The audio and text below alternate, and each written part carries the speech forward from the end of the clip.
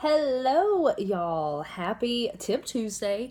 For the past few weeks, I have been Tip Tuesdaying all about nutrition, and I'm staying right there because it tends to be the biggest battle. I know for me, I know for a lot of my challengers, like committing yourself to a 30-minute workout that we can do, but the nutrition is all day. So I want to talk about where I myself and where I know a lot of people tend to struggle, and that's dinner time, after dinner. Maybe you're like me and you have a sweet tooth. So I kind of have two viewpoints about this for you. First off, guys, we have to know, this is really a big mental game.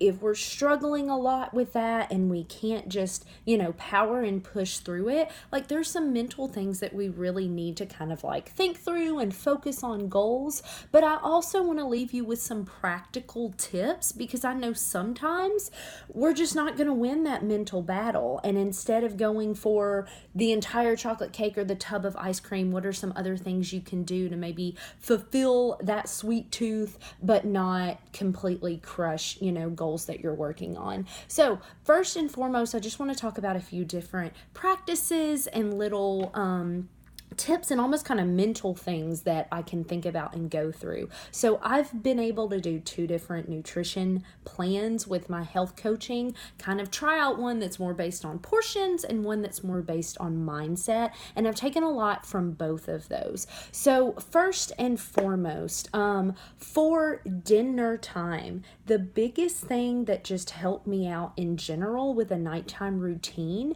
when my goal was to try to lose some weight and kind of boost my energy was to swap out that nighttime and dinner time carb for a veggie. So pasta turned into zucchini noodles, rice turned into cauliflower rice, hamburger buns turned into a lettuce wrap, something like that. Now, for some people, doing that swap and then still having dessert, it might work out fine because instead of getting a carb in your dinner, and most every dessert I can think of is a carb, you're gonna, lose the dinner carb, but still have it open to maybe have a treat like that. But here's the thing, the purpose of carbs is to give us energy, and at 7, 8 o'clock at night, we don't really need more energy unless we're pulling an all-nighter. So the carb is not super duper necessary, and our body is also not going to burn it off.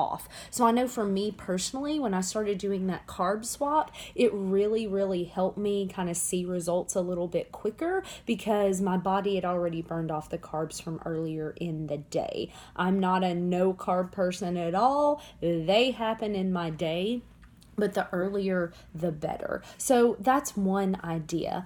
The other thing is to really try to be dinner and done. Have your dinner and don't go back into the kitchen.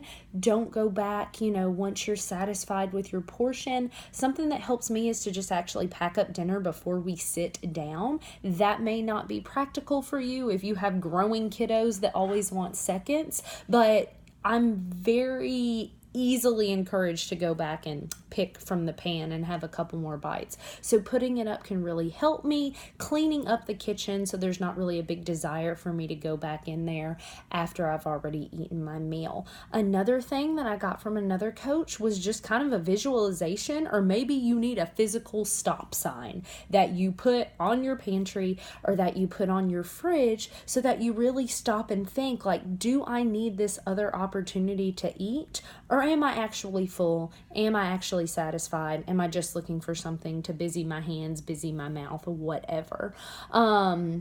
So dinner and done.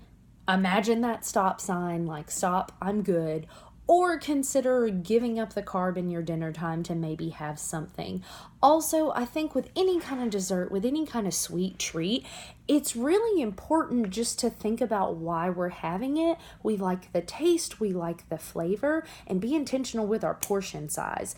A lot of times, a little bitty piece of chocolate would satisfy me as much as a piece of chocolate cake or a bite or two of chocolate cake. I don't need to have the whole slice. I don't need to have a whole pie if I am mindfully eating and not mindlessly just in front of the TV snacking.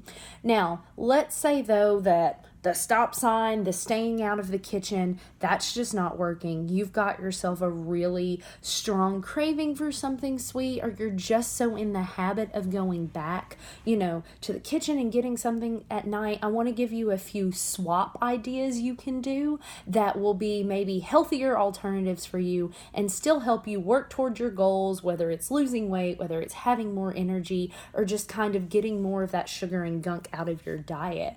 One, if there's a treat that you really, really want that day, some cheesecake, a piece of cake, ice cream, whatever, consider having it early in the day. What if you had that treat after lunch? That's going to give your body more time to work it off, more time to burn it off, and it's not going to sit as heavy with you as it would at night when you're about to go to bed. Now, if it needs to be, if it's always after dinner, there are some other really healthier alternatives you can do. One that I got from the nutritionist who did one of our programs was those flavored kind of like dessert teas. I got a vanilla macaroon. There's a lot of great cinnamony ones, but just having those on hand. Also, I love those because you're going to sip those and it's going to take longer. Sometimes for me, I truly do eat the sweets just because I need something to kind of like fiddle with and occupy me. And so having a beverage like that that's going to take longer to drink, I really, really love that idea and I utilize that some. Another one, if you're liking, kind of the ice cream or things like that, I love to just do some Greek yogurt with a few berries. And let's be honest, a couple mini chocolate chips, okay?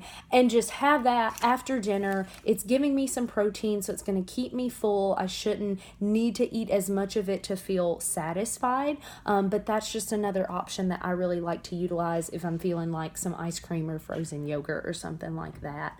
But at the end of the day, I think the biggest thing you can do is just be intentional and mindful with that sweet treat. It's not bad to have it. Don't beat yourself up as a failure. Don't throw your goals and the plan you're following out the window because after dinner one night you had some cake. But just go in, decide, I'm having this cake, but I'm going to eat it until I'm satisfied. I'm going to enjoy the flavor. I'm not going to sit in front of the TV or sit around with people and chat and just go, go, go.